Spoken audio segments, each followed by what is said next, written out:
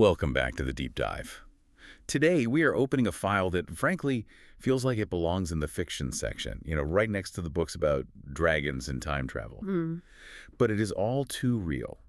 It's a story about the absolute zenith of Silicon Valley ambition, colliding with, just the darkest, murkiest depths of human deception. It really is.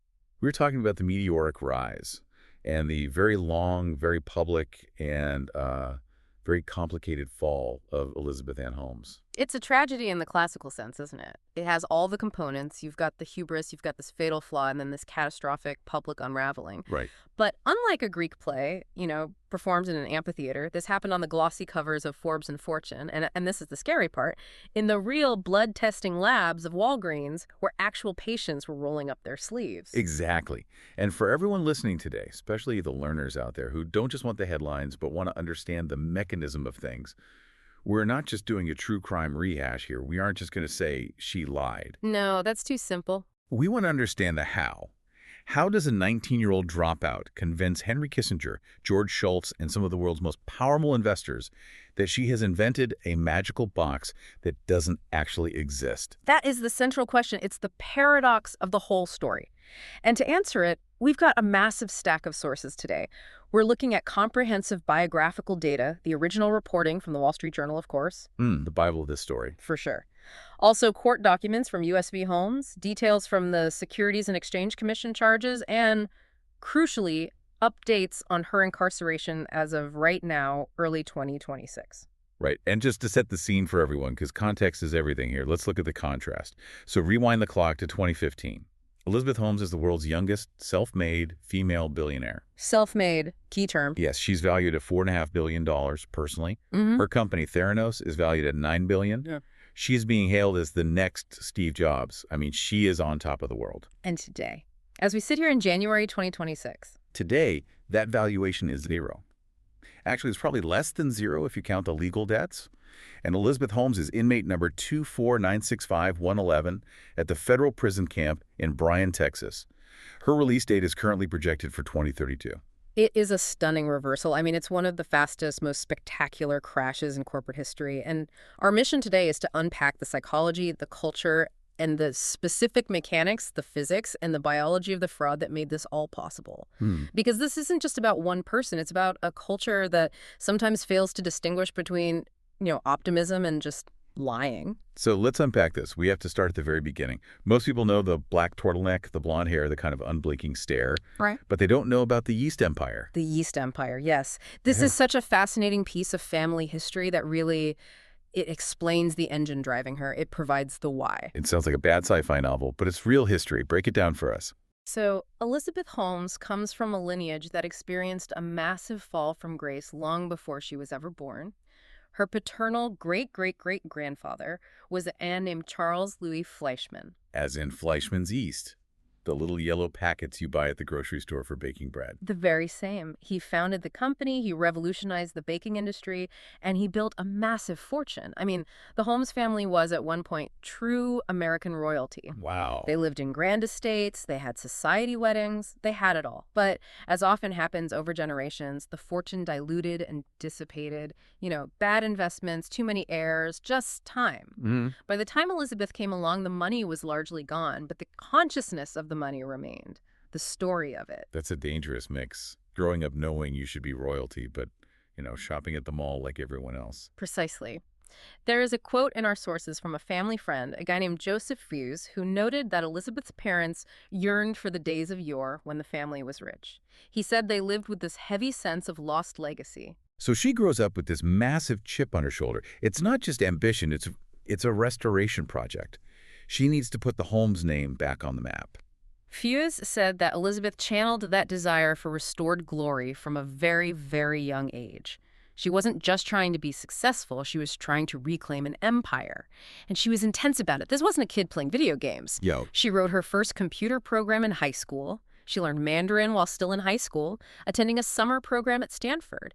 She was selling C++ compilers to Chinese universities as a teenager. That is just wild. I was playing video games and trying to avoid homework, and she's out there selling compilers to universities in China. Right. But there's another detail about her father, Christian Holmes IV, that feels like, it's such heavy foreshadowing, it's almost too perfect for a movie script. Yes. He was a vice president at a subsidiary of Enron? Enron. You literally cannot make this up. Her father worked for the absolute symbol of corporate fraud in the 90s, the company that defined accounting tricks and fake value. Mm-hmm. And his daughter grows up to create the symbol of corporate fraud for the 2010s. It really connects to that fake it till you make it mentality, doesn't it? It's almost generational. But we have to give credit where it's due. Elizabeth was clearly brilliant in her youth.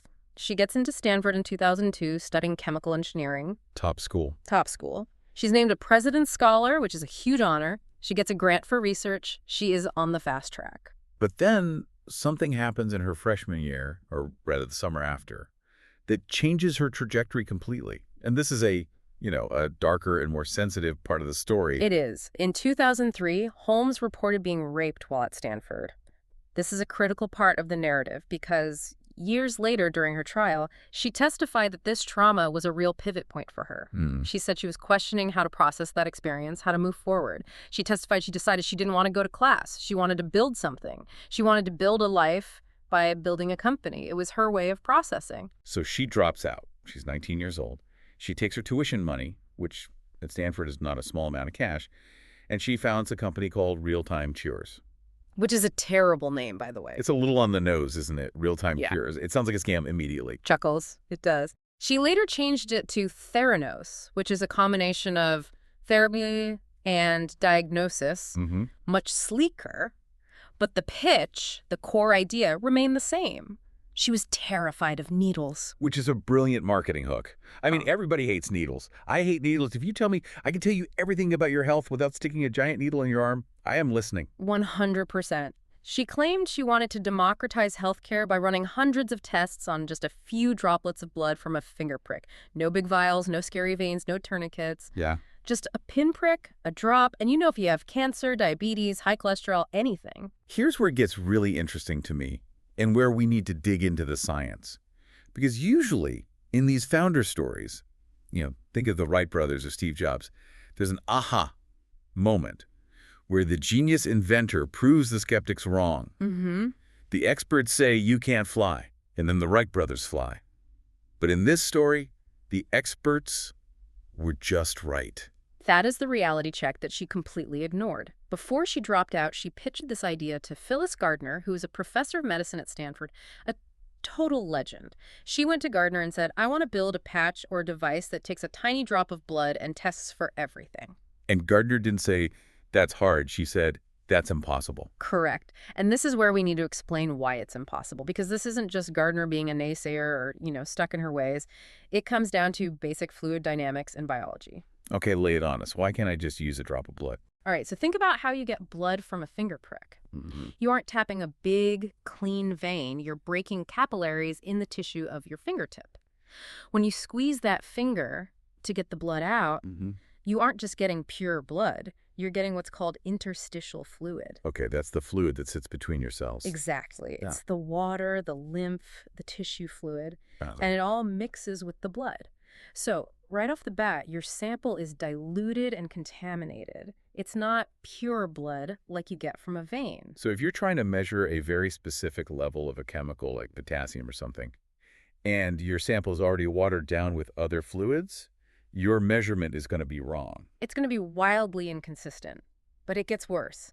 To get enough blood from a finger prick for even one test is hard. To get enough for hundreds of tests, like Holmes was promising, you have to squeeze the finger really hard. You have to milk it. Right. And when you squeeze a finger that hard to force blood out, you cause something called hemolysis. Which is what exactly? Right. It's breaking the blood cells. You are literally exploding the red blood cells because of the physical pressure. Yeah. Red blood cells are these fragile little sacs. If you smash them, they burst. Okay. And once they burst, the contents, all the potassium, iron, enzymes inside, spill out into the plasma. So now your soup is completely ruined. You've got things floating in the plasma that shouldn't be there because the cells popped.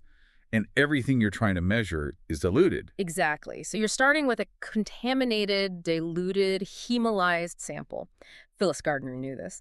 Every single pathologist in the world knows this. It's not an engineering problem you can solve with a better microchip.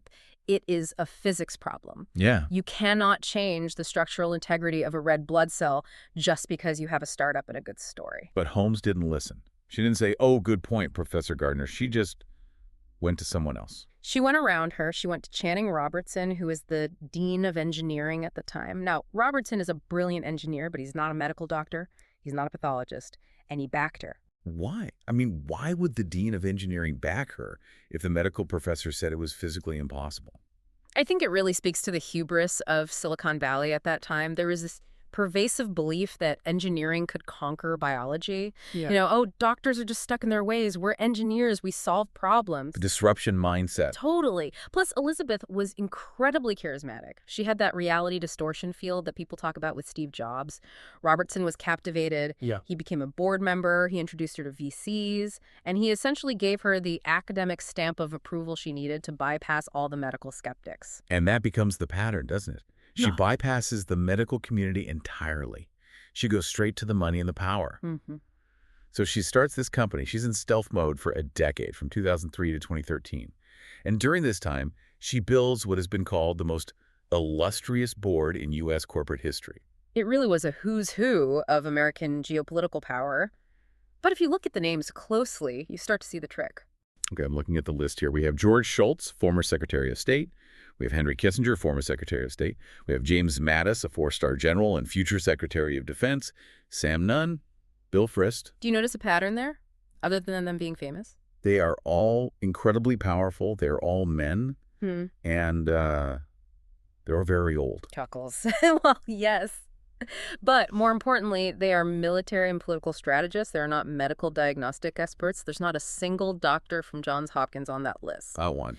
George Shultz joined the board after a 2-hour meeting with Elizabeth. 2 hours. And suddenly he's backing a revolutionary medical device company. It's insane. What did she do in those 2 hours? Did she hypnotize him? She charmed him. She sold a vision. You have to remember, these men, Kissinger, Shultz, they were in their 80s and 90s. They were thinking about their legacy. And this young, brilliant woman comes to them with a technology that she says could save lives on the battlefield, could save the American healthcare system, that appealed to them. They wanted to be part of the next big thing. It's the halo effect, right?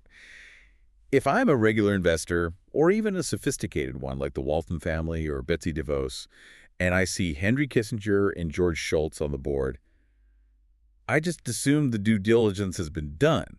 Of course. I assume Kissinger had his people check the tech. But Kissinger assumed Shultz checked the tech, and Shultz assumed Mattis checked the tech. It was this circle of assumptions. Nobody actually wanted to be the one to admit they didn't understand the science, so they all just deferred to each other's credibility. And nobody looked inside the box. Nobody looked inside the box. And she secured massive amounts of money this way. The Walton family, Betsy DeVos, Rupert Murdoch, these people put in hundreds of millions of dollars. And lost every single penny. We have to talk about the persona she built during this time. Fair. Because it wasn't just the board, it was the character of Elizabeth Holmes that she created. The whole Steve Jobs cosplay. It was absolutely deliberate. It was a costume. It was theater. The black turtlenecks. Yeah. She claimed she'd been wearing them since she was 8 years old. Oh, yeah. That was her story. That was the myth. But our sources show that an employee actually suggested she copy Steve Jobs' signature Issey Miyake look back in 2007. She adopted the uniform to create a visual shorthand for genius. You see the black turtleneck, you think of Apple, you think of innovation. And then, of course, the voice, the deep baritone. I think everyone who followed this story remembers the voice. It was incredibly deep, almost, unnaturally so, for a woman in her 20s. It was a huge point of contention for years. Family members insisted it was her real voice, but former colleagues, one after another, said she would slip. They said if she got excited or had a few drinks at a party or was just caught off guard, her voice would jump up an octave into a much more typical young woman's range. And we finally got the truth. In a New York Times interview in May 2023, this was right before she went to prison, she admitted it. She said the low voice was an affectation. Which is a very polite way of saying fake. It is. Why do that? Why consciously lower your voice? What is the psychology there? It's all about authority. I mean, there's plenty of research showing that deeper voices are perceived as more authoritative, more leader-like, more trustworthy. Mhm. As a 20-something young woman in a room full of old men and venture capitalists, she was playing a role. She wanted to sound older. She wanted to sound like a CEO. She was literally method acting her way through a billion-dollar fraud. And it worked. By 2014, the hype is at a fever pitch. She is on the cover of Fortune, Forbes, Inc. President Obama names her the Presidential Ambassador for Global Entrepreneurship. She's getting honorary degrees. It's peak hype. And that hype was dangerous because it acted as a shield. It shielded the company from scrutiny. When you are the golden child, when you're on the cover of Forbes wearing the black turtleneck, people are afraid to ask tough questions. Yeah, you don't want to look stupid. You don't want to look stupid by questioning the genius. But the tough questions needed to be asked because inside the Theranos lab, things were, well, they were absolutely chaotic. Let's talk about the technology, the Edison. This was the little black box that's supposed to change the world. The Edison. It was roughly the size of a desktop printer. The claim, the big promise, was that you put the nanotainer, that tiny little vial of finger prick blood, into the machine, and it runs hundreds of assays. Chemistry, immunoassay, the works. And the reality. The reality was that the Edison was a complete disaster. It was mechanically unreliable. The little centrifuge inside spun so fast that parts would literally fly off and break the casing. It got too hot, which destroyed the samples. And fundamentally, because of the science we discussed earlier, the hemolyzed blood, the small volume, the results were just all over the map. So if I tested my potassium on an Edison, it might say I'm fine on Monday, and then on Tuesday it might say I'm about to have a heart attack purely by chance. Correct. It was basically a random number generator. But here's the problem. They had already signed a massive company-making partnership with Walgreens. They had promised to put these wellness centers in stores across Arizona and California. So how do you fulfill the contracts if your magical machine doesn't work? You cheat. You cheat on an industrial scale. The investigation by John Kerry Rue revealed that Theranos was secretly buying commercially available blood analyzers from companies like Siemens. These are big, standard, FDA-approved lab machines that every other hospital in the country uses. And they just hid them in the back room. They hid them in a back room. They called the project the Shire internally. But here's the next problem. The Siemens machine is designed for a big vial of venous blood drawn from your arm. Right. Theranos only had the tiny nanotainer from the finger prick. The sample was way too small for the Siemens machine to even recognize it. So they couldn't even use the cheating machine properly. Exactly. It's like trying to put a thimble full of gas in a car. The sensor won't even register it, so they had to hack the sample. They would take that tiny drop of blood and dilute it. They would add water or saline to bulk up the volume so the Siemens machine would accept it. But if you dilute the blood, you dilute all the markers you're looking for. If I take a shot of espresso and dump it in a gallon of water, it's not espresso anymore. Precisely. If you're looking for a specific protein and you water the sample down 10-1, the machine is going to report a number that is way, way too low. So Theranos engineers had to come up with these secret correction factors. They were essentially doing math on a napkin to guess what the real number should have been. That is absolutely terrifying. So to recap, they were taking a bad sample, diluting it to make it even worse, running it on a machine it wasn't designed for, and then just guessing the result using a multiplication table. And then sending that result to a real patient who might be changing their chemotherapy dosage or their blood thinner medication based on it. Yes, that is exactly what they did. Unbelievable. And the financial fraud was just as blatant. I'm looking at these numbers from the indictment. In 2014, they told investors they had $100 million in revenue. And the actual real revenue that year was roughly $100,000. That isn't rounding up. That isn't optimistic accounting. That is a lie of 1,000-fold magnitude. It's pure fiction. And they also lied about the military. This is the one that really, I think, angered people on a gut level. Holmes repeatedly claimed her technology was being used by the Department of Defense in combat situations, in medevac helicopters in Afghanistan. She told investors this over and over. And was it? Never. Not once. Not for a single test. It was a complete fabrication to gain this kind of patriotic credibility and make the technology seem battle-tested. So how do they keep this quiet for so long? If you have hundreds of employees, someone has to know the machine is a dud. Someone has to see the Siemens machines hidden in the back. This brings us to the culture of fear inside the company, and specifically to a man named Ramesh Sunny Balwani. The mysterious Sunny. We need to unpack this relationship because it's at the core of everything. Sunny Balwani was the president and chief operating officer of Theranos. But more importantly, He was Elizabeth's secret romantic partner. They met in 2002 on a trip to China. She was 18, just graduated high school. He was 37 and married at the time. They started a romantic relationship that they kept secret from the board, the investors, and almost every employee for over a decade. That power dynamic is, I mean, it's incredibly complex. An 18-year-old and a 37-year-old. And then he comes to work as her number two. It's extremely complex. He came on officially as COO in 2009, and the culture they created together was described by prosecutors as a folie à deux, a shared madness. They reinforced each other's delusions. Right. But inside the company, Balwani was the enforcer. He was the muscle. He was the bad cop? He was the terrifying cop. The testimony from former employees is chilling. He monitored their emails. He tracked when people swiped their badge to enter or leave the building. He would roam the hall, shouting at people. If you raised a concern, if you asked a simple question like, hey, why are the quality control results failing? You were marginalized, you were shouted at, or you were fired on the spot. So they built these information silos. Nobody in the chemistry department knew what the engineering department was doing. Dysfunctional doesn't even begin to cover it. It was a surveillance state within a startup. They bullied anyone who tried to speak up. It was this intense pressure cooker designed to keep the truth from ever escaping. But the truth always escapes eventually. Physics always wins. And in this case, the truth escaped via a tip to a reporter named John Kerry Rue at the Wall Street Journal. This is the turning point. Yeah. This is where the story shifts from a rise to a fall. A medical expert, a blogger actually, suspected the Edison device was suspicious because the results were just medically implausible. He tipped off Kerry Rue. Kerry Rue started digging. He found and talked to whistleblowers, including a young man named Tyler Schultz, who was George Schultz's own grandson. He had worked at Theranos and saw the fraud firsthand and tried to warn his grandfather, who didn't believe him. And Holmes didn't take this lying down. She didn't just ignore it. She went to war. Oh, absolutely. She and her superstar lawyer, David Boies, one of the most famous and feared litigators in America, went on the offensive. They threatened the Journal with massive legal action. They threatened the whistleblowers with financial ruin. They hired private investigators to follow Tyler Schultz. They tried to intimidate everyone into silence. But the Wall Street Journal is a tough nut to crack. And on October 15, 2015, the bombshell dropped. The article was published, laying it all out. And the house of cards began to collapse almost overnight.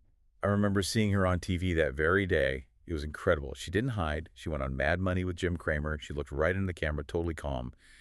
And she said something that I think perfectly encapsulates the Silicon Valley martyr complex. I know the exact quote you mean. It's iconic now. She said, "This is what happens when you work to change things. First they think you're crazy, then they fight you, and then all of a sudden you change the world."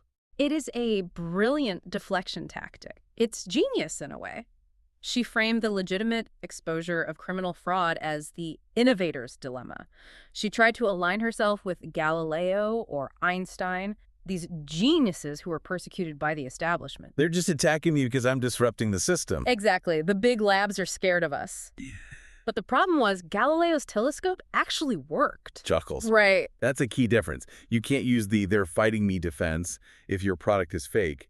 If you claim you can fly and you jump off a cliff and fall, gravity isn't persecuting you. Gravity is just holding you accountable. Exactly. And the accountability came fast. After that article, the regulatory collapse was swift. The Centers for Medicare and Medicaid Services, or CMS, inspected their lab in Newark, California. And they didn't find innovation. They found an immediate hazard. What did they find, specifically? They found massive irregularities, uncalibrated machines, unqualified staff, and a complete failure in quality control. Their report said the lab posed immediate jeopardy to patient health and safety. They banned Holmes from operating a lab for 2 years. And once the regulator stepped in, Walgreens bolted.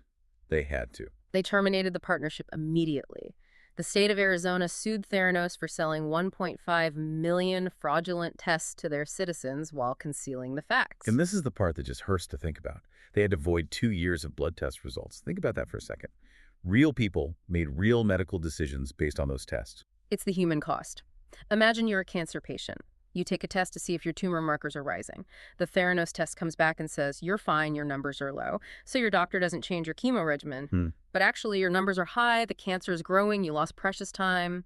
Or the reverse, you get a false positive for HIV or syphilis, and your entire life falls apart for a week until you can get a retest from a real lab. The emotional damage is immense. That is the difference between this and just a regular financial scam like FPX or Bernie Madoff. This wasn't just money disappearing from a spreadsheet. It was people's physical health and well-being on the line. Exactly. And that leads us to the inevitable conclusion, the trial. U.S. v. Holmes et al. In June 2018, a federal grand jury indicts Holmes and Balwani. 2 counts of conspiracy to commit wire fraud and a whole bunch of counts of wire fraud itself. The trial didn't start until 2021, though. It was delayed by the COVID-19 pandemic and then by Holmes's first pregnancy. But when it did, the defense strategy was fascinating, and I want to spend a moment on it because legally, it was a real high-wire act. The Svengali defense, that's what people called it. Essentially, yes. Holmes took the stand for 7 days, which is very rare for a defendant in a major fraud trial. Usually your lawyers tell you to stay quiet. But she's incredibly charming. She thinks she can talk her way out of anything. So what was her story? She admitted she was misled by some of her staff, but the core of her defense was placing the blame squarely on Sunny Balwani. She testified that he was controlling and sexually abusive. She said he wanted to kill the person she was in order to create a new Elizabeth. It was harrowing testimony. She described a decade of psychological dominance, controlled schedules, dictated diets, isolation from her family. Her argument was essentially, I didn't have the specific intent to defraud because I wasn't in control of my own mind. I was his puppet. It's a strategy to negate intent, which is a key element of fraud. To be guilty, you have to knowingly lie. If you can convince the jury you were brainwashed, maybe you didn't know. Right. But the prosecution countered with a mountain of receipts. They showed texts and emails where she was clearly the one directing the fraud. They showed that when she was lying to investors or putting fake Pfizer logos on reports, Sunny wasn't even in the room. She was the one in charge. And the jury had to make a decision. In January of 2022, the verdict came down. And it was mixed. It was complicated. It was a split verdict, and this confuses a lot of people. She was found guilty on 4 counts of defrauding investors, but she was found not guilty on the 4 counts related to defrauding patients. Okay, let's break that down. If the patients were the ones who were physically hurt, why is she not guilty of that, but guilty of taking Rupert Murdoch's money? It comes down to the technicality of the wire fraud statutes and the burden of proof. The investors were pitched directly by Holmes. She looked them in the eye or sent them an email and lied to get their money. That's a very clear, direct line of deception. Okay. The patients, she never met them. They interacted with a Walgreens or a website. The chain of deception was longer and more indirect. It doesn't mean the jury thought she didn't hurt patients. It just means the strict legal bar for criminal wire fraud, specifically targeting those individual patients, wasn't met beyond a reasonable doubt for the prosecution. So, she is convicted on the investor fraud. She's sentenced to 11.25 years in federal prison and ordered to pay $452 million in restitution. Jointly with Balwani, I should add. He was convicted in a separate trial on all 12 counts, actually. He got a slightly longer sentence. So let's fast forward. We are now in the present day, January 2026. Where is Elizabeth Holmes? What's happening? Physically, she is in Bryan, Texas. She reported to the federal prison camp there on May 30th, 2023. It's a minimum security facility. And she didn't go quietly. Before prison, she went through a bit of a rebrand. The Liz rebrand. It was remarkable. As soon as the company officially collapsed, the black turtlenecks vanished. She started wearing soft pastels, let her hair down, and started going by Liz. She met a man named Billy Evans, a hotel heir, at a party. They got married pretty quickly. And they had 2 children, one born in 2021 and another in 2023, just months before she was due to report to prison. And there was a lot of cynicism about those pregnancies. Prosecutors argued in court filings that she was timing them to delay her prison sentence. They basically said she's having babies to stay out of jail. Which she denied, of course. She did. But it certainly complicated the sentencing optics. It's a much harder thing for a judge to send a mother of a newborn to prison than a single CEO. But the judge, Edward Davila, eventually ruled she had to surrender. So she has been in prison for over 2.5 years now. What is the status of her fight for freedom? Because she hasn't stopped fighting. It is not going well for her. Her lawyers appealed to the Ninth Circuit Court of Appeals. They argued there were all these legal errors in the trial, specifically about which expert witnesses were allowed and the exclusion of some of Balwani's testimony regarding the abuse. And what happened with that appeal? As of February 2025, so almost a year ago now, those appeals were rejected. The conviction stands. The appellate court essentially said the trial was fair, the evidence was overwhelming, the conviction holds. So she's stuck. She's running out of road. Mostly, her sentence was shortened slightly due to federal good conduct guidelines. Prisoners rarely serve 100% of their sentence if they behave. The Bureau of Prisons currently projects her release for sometime in 2032, so she has about 6 more years to go. But she hasn't given up on the public eye, has she? She's not just, quietly serving her time. Not at all. In August 2025, she started posting on social media via third parties.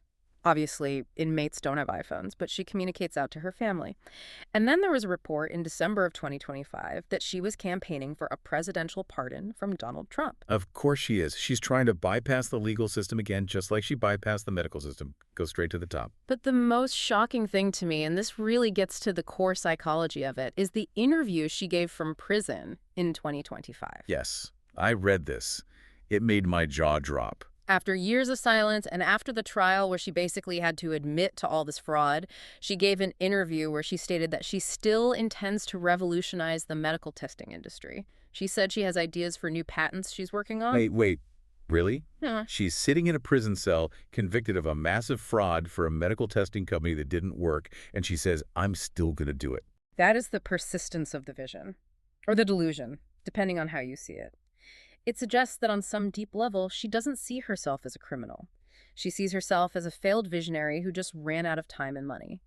She still thinks if she just had a bit more, she could have made the Edison work. That is deeply unsettling. It's like she hasn't learned the fundamental lesson. Or maybe the lesson she learned is just don't get caught next time. It raises the question, did she ever truly believe the lie? And I think in a twisted way, she believed in the mission so much that the lying was just a necessary stepping stone. She thought, I'll lie now, but once the tech works, the lie retroactively becomes truth. But the tech never worked. Let's talk about the crater she left behind. The cultural impact of this story is just massive. It's not just a business story anymore. It's become a legend, a myth.